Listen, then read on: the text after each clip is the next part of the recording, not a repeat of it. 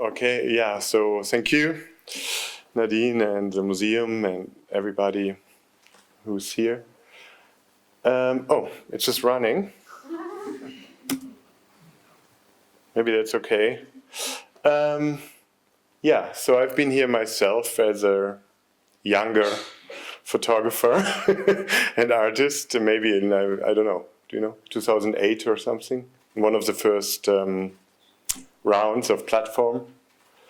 I remember very well, and yeah, so I'm happy to be here as an expert now. Yeah, this is like running against time.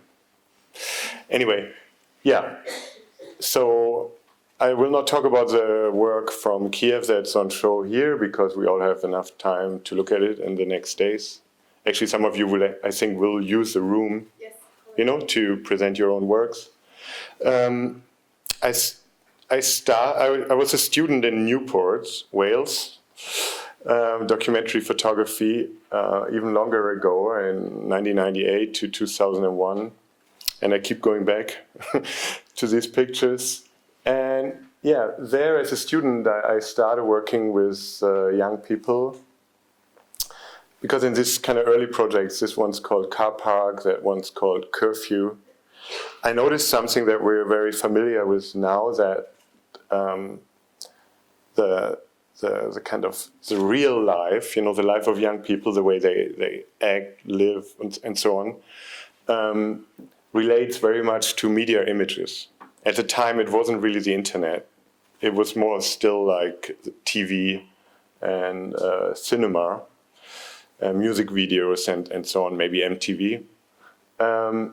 That served as a reference point to the idea that, you know, people thought about themselves, how they want to dress, how they want to act in front of the camera. And basically I continued that. And so in a sense, my pictures refer to the life of the people, maybe to the history of documentary photography, but also to the history of film, for example. This is Newport. In the back, you can see the steel factory. I don't know if it's still running. Lisa is lecturer in Newport now, so that's. Yeah, I'm running through it quickly. After Newport, I went to be a student in Leipzig with Tim Rautert. And as a student, I got a commission to photograph young people meeting at gas stations in East Germany. Because there was a phenomenon that cities were shrinking, people were moving away, and in some smaller places, the only open shop left was a gas station where people would hang out, not, you know, without cars, obviously, to drink or just, you know, hang out. Here you can see what I said before, where film is a reference, not only for my work, but I also think for the people I photograph and photographed. So I go through it quickly now. This is a work from Naples. It's a very famous building right now. It became famous through the film and series Gomorrah, about the Camorra, the mafia in Naples. When I was working there, those things hadn't been out there. But I hope I have, this picture. So I photographed this young man, or teenager maybe, without knowing that he would later be one of the main characters in the Gomorrah film. So that was the first time that my work and the kind of life of people who are normally overlooked met with the kind of mainstream media world. You know, so he's a character or like a protagonist in my work, but also in something that became very famous.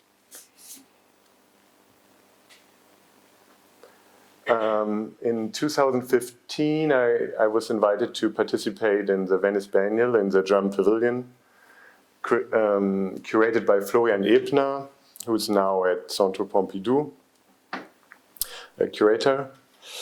And it was the summer when we started working on the project, it was the summer before what was later called the summer of migration, where a lot of refugees would, a lot more than before, would arrive in Turkey and then Greece and so on, and in places like Berlin.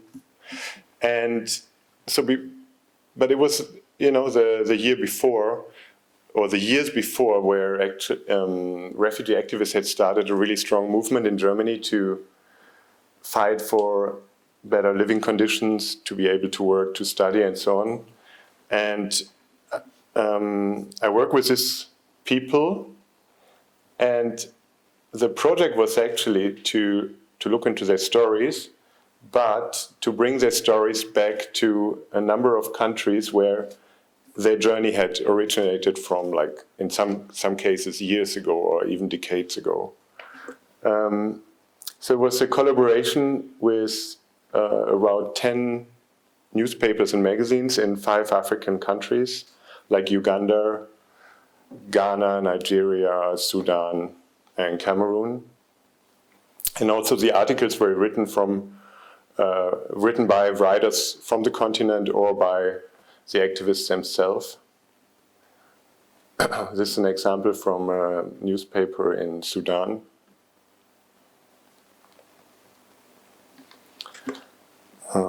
That's the way it was presented at the Venice Biennial. And the project had a lot of different layers, but to me personally it was interesting because I studied to be a documentary photographer that I never identified with, and maybe even to be a photojournalist. But I had declined to work with, I refused to work with newspapers or magazines until very recently. I never wanted to be a photojournalist. So the first time I actually really worked with newspapers and magazines were with those African media outlets. And in a sense, it was a kind of reversal of what a lot of my colleagues who I studied with did at the time, that they would travel from Europe to, let's say, a country like Sudan, take pictures there and bring them back to the global north. Yeah, it's a multi-layered project. So, these are actually pictures from the show here. I make it fast. It's a project called Maskirovka. You will see it tomorrow. We can talk about it. Pictures from Riga. And maybe it's interesting here, this is kind of a recent project, to when you think about that, I've been doing this kind of work for 20 years, how much Instagram and social media in general has kind of, let's say, changed the idea. We photograph, we look at each other, we photograph ourselves, the way we distribute photos. And maybe my work, that what I was saying before, about how we think about our lives in relation to media images, has become a lot more instant and fast and immediate now. Yeah, I think, I could talk a lot more, but this recent, I started doing videos too. You will see one tomorrow. And this is a picture from Seoul, Korea. I've just come back on Monday from a long trip to Japan and Korea, so I guess my new projects will be made in Korea and Japan. Okay, thank you very much.